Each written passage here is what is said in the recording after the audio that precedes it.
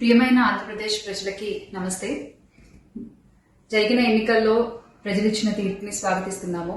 ఖచ్చితంగా ఈ క్షేత్ర స్థాయిలో జరిగినటువంటి ఎన్నికల్లో ప్రజలదే అంతిమ తీర్పు.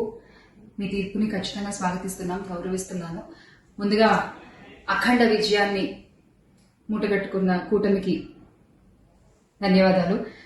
పెద్దలు నారా చంద్రబాబు నాయుడు గారికి, అలాగే పవన్ కళ్యాణ్ గారికి, బీజేపీ సభ్యులందరికీ, పురంధరేశ్వరి గారికి, అందరికీ కూడా హార్దిక కృతజ్ఞతలు తెలియజేసుకుంటున్నాము.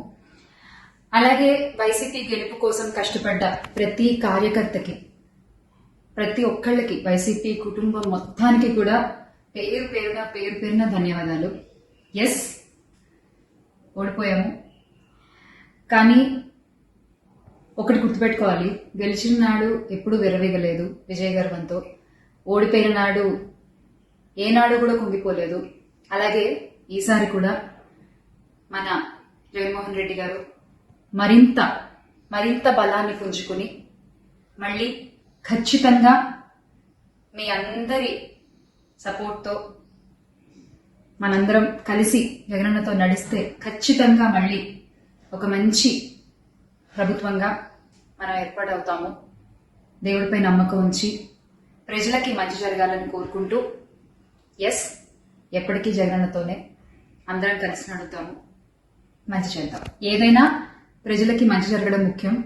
ఈ 5 ఏళ్లు కూడా ఆంధ్రప్రదేశ్కి ఎంత మంచి జరగాలో అంత మంచి జరగాలని మనస్ఫూర్తిగా కోరుకుంటున్నాను. జై వైసీపీ, జై జగన్. థ్రెటనింగ్ కాల్స్ గురించి వచ్చేసరికి, ఎస్, చాలా కాల్స్ వస్తున్నాయి, చాలా బెదిరిస్తున్నారు. ఒక రకమైన భయంగానే ఉంది నాకు కూడా. కానీ ఏంటంటే ఒకటే చెప్పాలండి, నేను మీకు ఒకటి నచ్చుతుంది, నాకు ఒకటి నచ్చుతుంది, అలా అని చెప్పి మీకు నచ్చింది నాకు నచ్చిందని చెప్పి మీరు బతకడానికి వీల్లేదు అంటే ఇది చాలా అన్యాయం అన్న, చాలా అన్యాయం.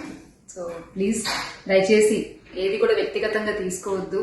నేను వ్యక్తిగతంగా ఎవరిపైన విమర్శలు చేయలేదు, చెయ్యను కూడా. ఎప్పటికీ నాకు చాలా గౌరవం. ఎవరన్నా కూడా వ్యక్తిగత విమర్శలు ఏవి ఇప్పుడు నేను ఎప్పుడు చేయలేదు, చేయను, మళ్ళీ చెప్తున్నాను. సో దయచేసి మీరు కూడా ఏది పర్సనల్గా తీసుకోవద్దు. ఎస్, ఒక పార్టీని గెలిపించేటువంటి ప్రయత్నంలో నేను ఎంత చేయాలో అంతా చేశాను, ఉన్నదే చెప్పాను, లేనిది ఎక్కడా మాట్లాడలేదు. దయచేసి దాన్ని అర్థం చేసుకుంటారని కోరుకుంటున్నాను.